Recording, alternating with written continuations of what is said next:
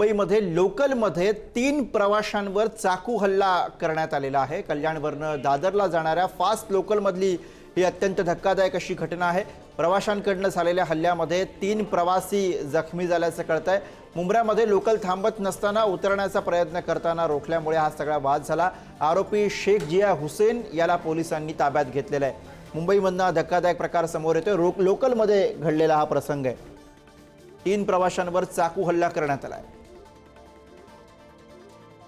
आणि प्रतिनिधी योगेश यांच्याकडून आपण या संदर्भातली अधिकची माहिती घेऊयात। योगेश, हा सगळा प्रकार नेमका काय आणि आता कशी कारवाई होताना दिसतेय? नक्कीच प्रशस्त कल्याणवरून दादरच्या दिशेने जाणारी ही फास्ट लोकल होती। या फास्ट लोकल मुंब्रा स्थानकात थांबली नाही, म्हणून या प्रवाशाने रागाच्या भरात 3 प्रवाशांवर चाकूने हल्ला केला।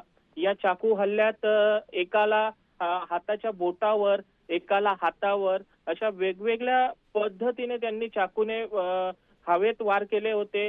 त्याच्यात 3 प्रवासी हे जखमी झालेले आहेत।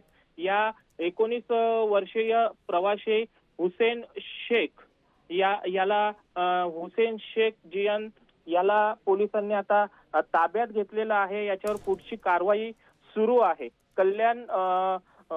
कल्याण लोहमार्ग पोलिसांकडून ही कारवाई केली जात आहे।